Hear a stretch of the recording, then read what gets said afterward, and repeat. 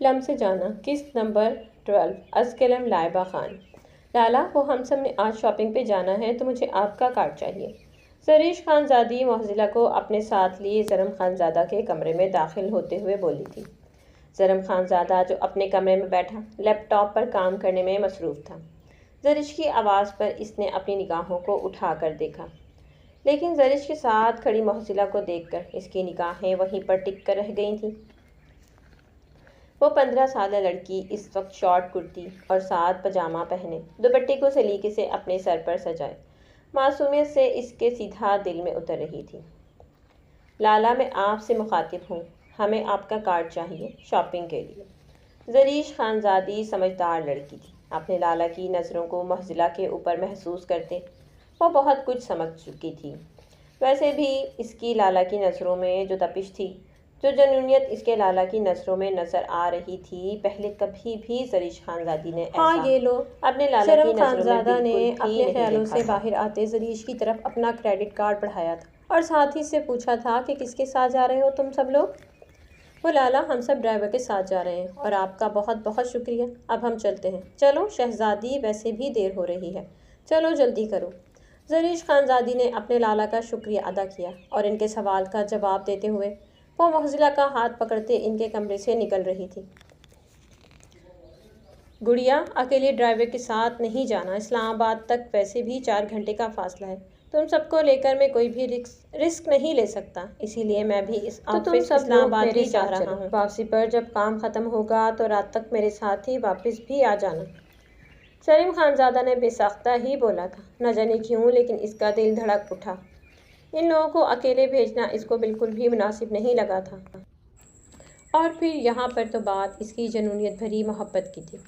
ٹھیک ہے لالا، اگر آپ ہمیں لے کر جانا چاہتے ہیں تو اس سے اچھی تو کوئی اور بات ہو ہی نہیں سکتی، زریش خانزادی نے خوش ہوتے ہوئے کہا، اور وہ دوبارہ سے کمرے سے نکل گئی تھی۔ معززہ کے کمرے سے چلے جانے کے بعد زریش خانزادہ کو اپنا کمرہ پھیکا سا لگ رہا تھا، سمجھ نہیں آ رہا تھا کہ وہ کرتا تو کیا کرتا کہ اس لڑکی کو ہمیشہ کے لیے اپنی باہوں میں وہ اپنے کمرے میں قید کر کے رہ جاتا۔ گہری سانس ہوا کے سپرد کرتے اس نے جلدی سے ٹیبل پر سے اپنی گاڑی کی چابی اٹھائی اور ساتھ ہی وہ نیچے لاؤنج کی طرف بڑھ گیا تھا۔ آج سیٹرڈے کا دن تھا، اس کو آفس نہیں جانا تھا، لیکن اس طرح سے اکیلے ساری لڑکیوں کو وہ حویلی سے باہر جانے بھی نہیں دے سکتا تھا، اسی لیے معززہ کی خاطر اس نے اپنے سارے کام کو پینڈنگ پر چھوڑتے ہوئے سب سے پہلے انہیں اسلام آباد شاپنگ کی طرف لے جانے کا فیصلہ کیا تھا۔ اور اورزلا، انایا بھی جاؤ یار، اتنا بھی کیا ٹائم لگ رہا ہے تم دونوں کو؟ زریش خانزادی لاؤنج میں کھڑی اورزلا اور انایا کو نیچے سے چیخ چیخ کر بلا رہی تھی۔ پچھلے 5 منٹ سے وہ ان دونوں کا انتظار کر رہی تھی، لیکن وہ دونوں تھیں کہ آنے کا نام ہی نہیں لے رہی تھیں۔ اس کے بیچ کر بلانے پر اورزلا اور انایا میں سے تو کوئی نہیں نکلا، لیکن اپنے کمرے میں سے بصیر خانزادہ اور اس کے ساتھ ہی انابیہ اسے سیڑھیوں سے اترتے نظر آئے تھے۔ کیا مسئلہ ہے؟ کیوں اتنا چیخ رہی ہو؟ ذرا تمیز نہیں ہے تمہیں؟ بصیر خانزادہ نے نیچے اترتے اسے گھور کر دیکھتے ہوئے کہا تھا۔ زریش خانزادی کو اتنا تیار دیکھ کر اس نے چھنبے سے اس کی طرف دیکھا تھا۔ مسٹر خانزادہ، میں چیخوں، چلاؤں، روؤں، مسکراؤں، ہنسوں، کھیلوں، کھاؤں یا پیوں، جو بھی کروں آپ کو اس سے کیا فرق پڑتا ہے؟ اور ویسے بھی مجھے نہیں لگتا کہ میں آپ کی حویلی میں بیٹھی ہوں یا پھر میں آپ کی جیب سے کھا رہی ہوں جو آپ اس طرح سے مجھ پر روب جما رہے ہیں۔ Stay away from me mister Khanzada, Zarish Khanzadi نے بصیر خانزادہ کی طرف دیکھتے ہوئے اسپاٹ سے لہجے میں جواب دیا تھا۔ اس کے جواب کو سنتے بصیر خانزادہ کا چہرہ غصے سے سرخ ہوا تھا اور ساتھ ہی انابیہ کو بھی بالکل بھی اچھا نہیں لگا تھا اس لڑکی کا اس طرح سے اپنے شوہر سے بات کرنا۔ ایکسکیوز می، تم میرے شوہر؟ ابھی انابیہ زریش سے کوئی بات کہہ پاتی کہ زریش نے کہا کہ سوری، میں اجنبی لوگوں سے بات نہیں کرتی۔ زریش خانزادی نے آگ لگا کر معززہ کا ہاتھ پکڑا اور ساتھ ہی اورزلا کو اپنے پیچھے آنے کا اشارہ کرتی وہ پورچ کی طرف بڑھ گئی تھی۔ انایا کو شاید جانا ہی نہیں تھا، اس لیے تو وہ ابھی تک نیچے نہیں آئی تھی، اس لیے انایا کو چھوڑتے وہ تینوں پورچ کی طرف بڑھتے زرم خانزادہ کی گاڑی میں بیٹھتے حویلی سے نکل گئے تھے۔ پیچھے بصیر خانزادہ اور انابیہ کے چہرے غصے اور خفت سے سرخ پڑ گئے تھے، اور لڑکی 2 ہی منٹوں میں انہیں مزہ چکھا کر نہایت ہی پرسکون ہوتے حویلی سے نکل گئی تھی۔ تمہیں میں نے کل رات ہی بات واضح طور پر سمجھائی تھی کہ تم زریش سے کوئی بھی بات نہیں کرو گی، چاہے وہ اچھی وے میں ہو یا پھر برے وے میں، اور نہ ہی میرے حوالے سے تم زریش سے کوئی بھی بات کرو گی۔ آئندہ میں تمہیں اس کے ساتھ کوئی بھی بات کرتا ہوا نہ دیکھ۔ بصیر خانزادہ نے اسپاٹ سے لہجے میں انابیہ کی طرف دیکھتے ہوئے کہا، اور ساتھ ہی اسے وہیں چھوڑ کر ڈرائنگ روم کی طرف بڑھ گیا تھا۔ سوری ہسبینڈ جی، جب تک میں اپنی بے عزتی کا بدلہ نہیں لے لیتی تب تک تو میں بالکل بھی چپ نہیں رہوں گی۔ انابیہ کے چہرے پر ایک مکار سی مسکراہٹ تھی۔ آج سیٹرڈے کا دن تھا، اسی لیے کوئی بھی اپنے کام پر نہیں گیا تھا۔ سارے ہی خانزادے گھر پر تھے، اور اس وقت صبح کے 11 بج رہے تھے کہ ایک ایک اٹھ کر ڈائننگ ٹیبل پر بیٹھ کر ناشتہ کر رہے ہیں۔ گڑیا، کیا ہوا؟ تم شاپنگ کرنے نہیں گئی؟ زریش لوگوں کے ساتھ عارش خانزادہ نے اسے ڈائننگ ٹیبل پر بیٹھے ناشتہ کرتے ہوئے دیکھا تو کہا، نہیں لالا، وہ میرا موڈ نہیں تھا، اور کل میرا ٹیسٹ بھی ہے، تو بس اسی لیے میں نہیں گئی۔ عنایہ نے ناشتہ کرتے ہوئے ایک نظر بس اپنے لالا کی طرف دیکھا تھا، اور ملیار خانزادہ کی نظریں خود پر محسوس کر کے اس کی طرف ایک نظر بھی دیکھے بغیر وہ دوبارہ سے ناشتے میں مصروف ہو گئی تھی۔ اچھا، عارش خانزادہ نے جواب دیا، اور وہ خود بھی اپنے ناشتے میں مصروف ہو گیا تھا۔ ملیار خانزادہ نے عنایہ کی طرف دیکھا، جس کا رویا رویا سا سرخ چہرہ اسے بے چین کیے ہوئے تھا۔ اسے اب خود پہ غصہ آ رہا تھا کہ اگر وہ اسے سیدھے طریقے سے اپنا کریڈٹ کارڈ دے دیتا تو شاید وہ بھی شاپنگ پر جا کر سب لوگوں کے ساتھ انجوائے کرتی، لیکن اب وہ اس سے ناراض ہو گئی تھی، اور ملیار خانزادہ کو اس کو منانا تھا۔ زرم خانزادہ نے اپنی گاڑی جیسے ہی اسلام آباد کے شہر میں داخل کی تو ٹھنڈی ہواؤں کا اپنے چہرے سے ٹکرانا اورزلا خانزادی کو پرسکون کر گیا تھا۔ اس ہواؤں کو محسوس کرنے کے لیے وہ پچھلے 1 مہینے سے تڑپ رہی تھی، اور آج جا کر اسے حویلی سے باہر نکلنے کا موقع ملا تھا۔ اس نے اپنی زندگی کے 21 سال اسلام آباد جیسے شہر میں گزارے تھے، تو اسلام آباد کو بھولنے کا سوال ہی پیدا نہیں ہوتا تھا۔ پہلے ہم میرے گھر چلے جاتے ہیں، ویسے بھی دوپہر کا ٹائم ہے، کھانا کھانے کے بعد میں تم لوگوں کو شاپنگ مال چھوڑ دوں گا، پھر تم لوگ آرام سے شاپنگ کر لینا۔ جب واپس آنا ہو تو مجھے کال کر کے بلا لینا، ٹھیک ہے؟ زرم خانزادہ نے زریش کی طرف دیکھتے ہوئے کہا، اور اس نے بھی ہاں میں سر ہلایا تھا، اور زرم خانزادہ نے اپنے گھر کے سامنے گاڑی روکی۔ گاڑی سے نکلتے ان تینوں کو بھی اپنے پیچھے آنے کا اشارہ کیا تھا۔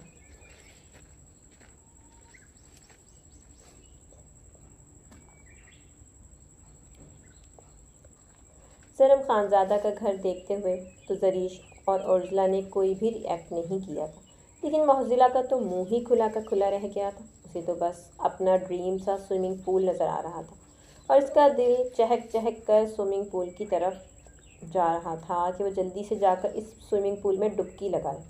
آپ ہی آپ کے لالا کا گھر تو بہت اچھا ہے۔ زرم خانزادہ نے اپنی پیٹھ کے پیچھے یہ معصومانہ جملہ سنا تو مسکرایا تھا۔ وہ ایک بزنس ٹائکون تھا، مختلف سے شہروں اور آؤٹ آف کنٹری میں اس کا بزنس پھیلا ہوا تھا، تو اس گھر کو تو وہ افورڈ کر ہی سکتا تھا۔ ویسے بھی وہ گھر نہایت ہی شاندار تھا، بلکہ اس کو سفید محل کہا جائے تو برا نہیں ہوگا، کیونکہ گھر کے اندر داخل ہونے سے لے کر ہر کونے تک ہر چیز ہی سفید تھیم میں بنائی گئی تھی، اور وہ گھر بے انتہا خوبصورت لگ رہا تھا۔ اسما، جا کر دوپہر کے کھانے کی تیاری کرو، زرم خانزادہ نے اپنی ملازمہ اسما سے کہا۔ دوپہر کا کھانا تقریباً تیار ہی تھا، اسے بس ڈائننگ ٹیبل پر لگانا رہتا تھا، کیونکہ زرم خانزادہ نے حویلی سے نکلتے ہی اسما کو کھانا بنانے کے لیے بول دیا تھا۔ کھانا کھانے کے بعد زرم نے وہیں لاؤنج کے صوفے پر بیٹھ کر تھوڑی دیر اپنے موبائل میں اسکرولنگ کی۔ تب تک وہ لڑکیاں واش روم سے فریش ہو کر واپس آ گئیں، اور اب تقریباً 4 بجے کے قریب زرم خانزادہ نے انہیں اپنی گاڑی میں بٹھایا اور مال کی طرف روانہ کر دیا تھا۔ جاؤ، اب تم سب لوگ اپنی شاپنگ کرو، جب شاپنگ مکمل ہو جائے تو مجھے دوبارہ سے کال کر دینا، میں تم لوگوں کو لینے آ جاؤں گا۔ زرم خانزادہ نے زریش کی طرف دیکھتے ہوئے کہا تو زریش نے بھی ہاں میں سر ہلاتے اورزلا اور معتزلہ کو اپنے ساتھ لی مال کے اندر داخل ہو گئی تھی۔ تقریباً 2 گھنٹے لگا کر زریش اور معتزلہ نے شاپنگ کی تھی۔ اورزلا تو بس ایک کونے میں چپ چاپ بیٹھی لوگوں کا بھیڑ دیکھ رہی تھی۔ باقی زریش اور معزلہ نے خوب شاپنگ کی تھی۔ معزلہ نے تو کچھ بھی اپنے لیے نہیں لیا تھا، لیکن اسے سب کچھ زریش نے ہی دلا دیا تھا۔ اور اب فوڈ کاؤنٹر میں وہ ٹیبل پر بیٹھی زریش نے اپنے لالا کو کال کر دیا تھا۔ جب تک اس کا لالا مال تک پہنچتا وہ تینوں کچھ ہلکا پھلکا سا کھا بھی لیتی تھی۔ ابھی وہ تینوں ٹیبل پر بیٹھی باتیں ہی کر رہی تھیں کہ ایک آوارہ لڑکوں کا گروپ ان تینوں کی طرف بڑھا اور ان تینوں کو چھیڑنے لگا۔ زریش اور معزلہ کو تو کوئی فرق نہیں پڑ رہا تھا، لیکن معزلہ تو ڈر سے کانپنے لگ گئی تھی۔ اس کی آنکھوں میں موٹے موٹے آنسوؤں کو دیکھتے ہوئے عرضہ نے اس کے ہاتھ پر اپنا ہاتھ رکھ کر اسے تسلی آمیز نظروں سے دیکھا تھا، جیسے کہہ رہی ہو کہ چپ کر جاؤ، میں ساتھ ہوں تمہارے۔ اوہو میری چھمک! اس سے پہلے کہ ان آوارہ لڑکوں کے گروپ میں سے ایک لڑکا مزید زریش کی طرف دیکھ کر کچھ بھی بولتا، پیچھے سے بصیر خانزادہ نے اس کی شرٹ کو کھینچتے ہوئے اس کے منہ پر اپنے بھاری ہاتھ کا ایک مکہ مارا تھا، جس کی وجہ سے اس لڑکے کو اپنے منہ میں خون کا ذائقہ گھلتا محسوس ہوا تھا۔ زریش خانزادی تو بصیر خانزادہ کو اس وقت مال میں اپنے سامنے کھڑا دیکھ کر منہ کھولے حیرت سے اس کی طرف دیکھ رہی تھی۔ اسے بالکل بھی اندازہ نہیں تھا کہ یہاں پر بصیر خانزادہ ہوگا۔ زریش خانزادی نے اس کے پیچھے دیکھا تو وہاں پر انابیہ بھی کھڑی تھی۔ اس کو دیکھ کر زریش کا پورا موڈ ہی خراب ہو گیا تھا۔ تیری ہمت کیسی ہوئی اسے ان گھٹیا الفاظوں سے نوازنے کی؟ دوبارہ اسے دیکھ کر کچھ بولے گا بھی؟ بصیر خانزادہ نے انتہائی غصے سے اس لڑکے کے چہرے پر دہاڑتے ہوئے کہا، اور اس کے بعد نہ رکنے والوں مکوں کا سلسلہ جاری ہو چکا تھا۔ بصیر خانزادہ نے اپنے بھاری ہاتھ کے مکوں سے اس لڑکے کا منہ پورا خون سے بھر دیا تھا۔ عرضہ سنجیدگی سے کھڑی بصیر خانزادہ کو دیکھ رہی تھی اور اس کے گلی لگی معزلہ تھر تھر کانپتے ہوئے آنسو بہانے میں مصروف تھی، جبکہ زریش خانزادی تو اس پورے واقعے کو خوب بھرپور انجوائے کر رہی تھی۔ اس نے بصیر کو روکنے کی ایک بھی کوشش نہیں کی تھی، وہ تو چاہتی تھی کہ وہ خوب مارے۔ آخر اس کا خواب جو پورا ہو گیا تھا کہ کوئی اسے چھیڑے اور بصیر خانزادہ اس کے چیچڑے اڑا دے، لیکن اگلے ہی پل اس کا دل اداس ہو گیا تھا۔ اس کا خواب پورا ہوا بھی تو کس وقت؟ اس خانزادے کی بیوی اس کے پہلو میں ہی کھڑی عجیب سی نگاہوں سے ہی اسے دیکھ رہی تھی۔ بصیر کیا ہو گیا ہے تجھے؟ بس کر، تماشا مت لگا یہاں پر۔ زرم خانزادہ جو بھیڑ کو دیکھتے ہوئے مال کے اندر داخل ہوا تھا، بصیر کو ایک لڑکے کے ساتھ گتھم گتھا دیکھ کر جلدی سے اس کی طرف بڑھتا اسے اس لڑکے سے الگ کر چکا تھا۔ لالا چھوڑے مجھے، اس لڑکے کو تو میں سانس لینے کے قابل بھی نہیں چھوڑوں گا۔ آخر اس کی ہمت کیسے ہوئی زریش کو کچھ بھی کہنے کی؟ چھوڑے مجھے لالا، بصیر خانزادہ نے غصے سے سرخ چہرے کے ساتھ اس کی طرف دیکھتے ہوئے کہا تھا۔ بس جو بھی بولا ہے اس نے، اس سے زیادہ ہی اس لڑکے کو سزا دے دی ہے، تو اب چل یہاں سے، مزید تماشا مت لگا۔ چلو۔ زریش اور زرم خانزادہ نے بصیر کا ہاتھ پکڑا اور ساتھ ہی ان سب کو اپنے پیچھے آنے کا اشارہ کیا تھا، لیکن ایک نظر وہ عرضلہ کے گلے لگے معزلہ کو بھی دیکھ گیا تھا، جو کانپتے لرزتے ہوئے اپنی بہن کے گلے لگی ٹپ ٹپ آنسو بہانے میں مصروف تھی۔ لالا آپ نے مجھے چھوڑا کیوں نہیں؟ ابھی مزید اس لڑکے کو پیٹنے کی ضرورت تھی؟ ابھی اس کا دماغ ٹھکانے نہیں لگایا تھا؟ غصے سے اس وقت بصیر خانزادہ کا برا حال ہو رہا تھا۔ اس کی ماتھے کی ویوز پوری طرح سے ابھر کر نظر آ رہی تھیں۔ بصیر خانزادہ نے اس قدر دھاڑتے ہوئے کہا تھا کہ معزلہ چیخ کی چیخ بے ساختہ تھی۔ اس وقت معزلہ کا دل بری طرح سے دھڑکتا ہوا خوف سے بند ہونے کے در پر تھا۔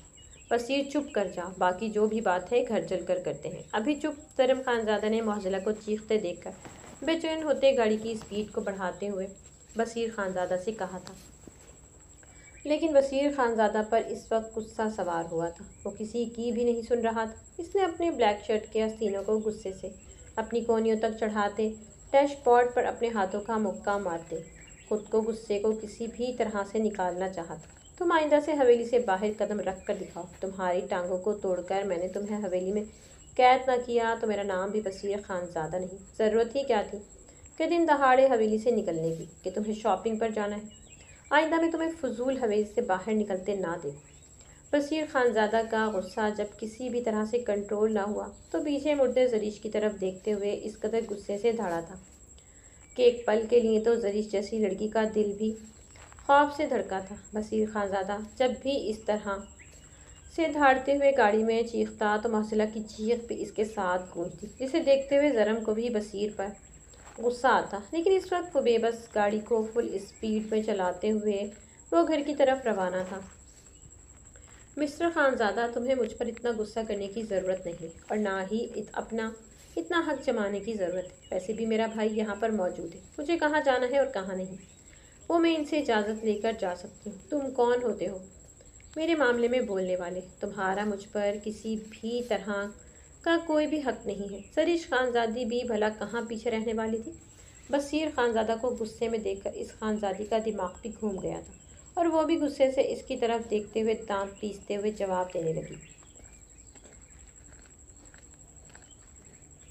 بصیر خانزادہ تو پہلے سے ہی غصے میں تھا اور اس کی یہ بات اسے مزید غصہ دلانے کا سبب بنی تھی۔ وہ کیسے کہہ سکتی تھی کہ اس پر کوئی حق نہیں ہے؟ زریش خانزادی پر گھر پہنچتے وہ پھر زریش خانزادی، تمہیں بصیر خانزادہ بتائے گا کہ میں کتنا حق رکھتا ہوں۔ زریش خانزادی پر بصیر خانزادہ نے اس بار معضلہ کی وجہ سے دانت پیستے گھور کر زریش خانزادی کی طرف دیکھتے ہوئے کہا تھا، تم دونوں چپ کرو گے؟ ضرورت ہی کیا ہے گاڑی میں جھگڑا کرنے کی؟ گھر پہنچو پھر دیکھو تم دونوں کے ساتھ میں کیا کرتا ہوں۔ بچے ہو کیا دونوں جو چیخ کر ایک دوسرے کو مخاطب کر رہے ہو؟ کیا اتنے فاصلے پر بیٹھے ہو کہ ایک دوسرے کو پکارنے کے لیے تم دونوں کو چیخنا پڑ رہا ہے؟ بصیر خانزادہ اور زریش خانزادی کو کسی بھی طرح سے چپ نہ ہوتے دیکھ کر اس بار زرم خانزادہ کا بھی میٹر غصے سے آؤٹ آف کنٹرول ہوا تھا، اور زرم خانزادہ کی دھاڑ کو سنتے ہوئے معضلہ کو ایسا لگا جیسے اسلام آباد کا پورا شہر ہی اس کے سر پر آ گرا ہو۔ آپ سب لوگ پلیز چپ کر سکتے ہیں؟ اس طرح سے چیختے ہوئے آپ لوگ میری بہن کو ڈرا رہے ہیں، اور زیادہ چیخ و پکار کو سنتے ہوئے اگر وہ یہیں پر بے ہوش ہو گئی تو ایک الگ سے مسئلہ کھڑا ہو جائے گا۔ ان سب لوگوں کو چپ نہ ہوتے دیکھ کر اس بار عرضلہ خانزادی نے پہلی بار ان سب کے بیچ میں بولا تھا، گھر پہنچتے سب سے پہلے مجھے زریش خانزادی کو اپنے نکاح میں لے کر اسے بتانا ہے کہ میں اس پر کتنا حق رکھتا ہوں۔ لالا آپ سن رہے ہیں نا؟ گھر پہنچتے ہی آپ زریش کا نکاح مجھ سے کروائیں گے۔ بصیر خانزادہ نے زرم کی طرف رخ موڑتے ہوئے دھیمی مگر سپاٹ سے لہجے میں زرم سے کہا تھا، کیوں؟ میں کیا تمہارے باپ کا مال ہوں کہ جب بھی دل چاہا نکاح کر لیا اور جب دل چاہا کسی اور کو میرے سامنے لا کر محبت کا نام دے کر کھڑا کر دیا؟ زریش خانزادی کا تو میٹر ہی شارٹ ہو گیا تھا۔ بصیر خانزادہ کی بات سن کر اسی لیے چیختے ہوئے کہا تھا،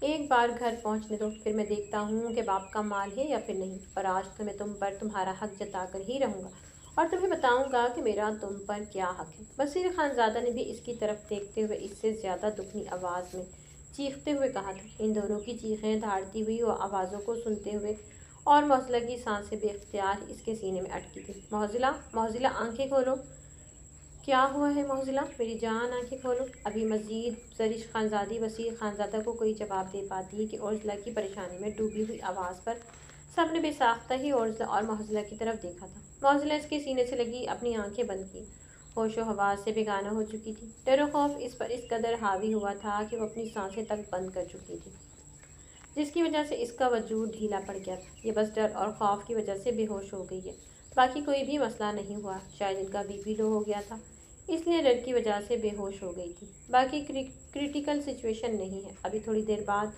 ان کو ہوش آ جائے گا۔ ڈاکٹر معضلہ کا چیک اپ کرنے کے بعد لاؤنج میں کھڑی سب کو معضلہ کی کنڈیشن کے بارے میں بتا رہی تھی۔ بہت شکریہ آپ کا ڈاکٹر، میں آپ کو باہر تک چھوڑ کر آتا ہوں۔ زرم نے ڈاکٹر کا شکریہ ادا کیا اور ساتھ ہی انہیں مینشن سے باہر تک خانزادہ چھوڑنے گیا اور واپس سے لاؤنج میں آ کر اس نے اب اپنا رخ بصیر خانزادہ اور زریش خانزادی کی طرف کیا تھا۔ بصیر، میں ایک بات تم سے کہنا چاہتا ہوں، صرف میری یہ لاسٹ بات خود کے لیے ہدایت کے طور پر سمجھنا، میں میری بہن کا نکاح نہیں کروانا چاہتا تم سے۔ زرم خانزادہ نے بہت سوچ سمجھ کر بصیر خانزادہ کو جواب دیا تھا۔ وہ اس کے چھوٹے بھائیوں جیسا تھا، اس لیے جتنا مناسب الفاظ میں وہ نکاح کے لیے منع کر سکتا تھا اس نے منع کیا اپنی طرف سے۔ وجہ؟ بصیر خانزادہ نے سپاٹ لہجے میں ایک لفظی سوال پوچھا تھا۔ وجہ بالکل تمہارے سامنے کھڑی ہے۔ کل تک تم اپنی محبت سے نکاح کر کے ایک لڑکی کو حویلی لے آئے اور آج تمہیں میری بہن سے نکاح کرنا ہے، صرف اپنے اسی ضد کی وجہ سے کہ تم اس پر اپنا حق جتانا چاہتے ہو۔ بصیر، شاید تم اس بات سے واقف نہیں ہو کہ جتنا تم میری زندگی میں اہمیت رکھتے ہو اس سے کئی زیادہ زریش میری زندگی میں اہمیت رکھتی ہے۔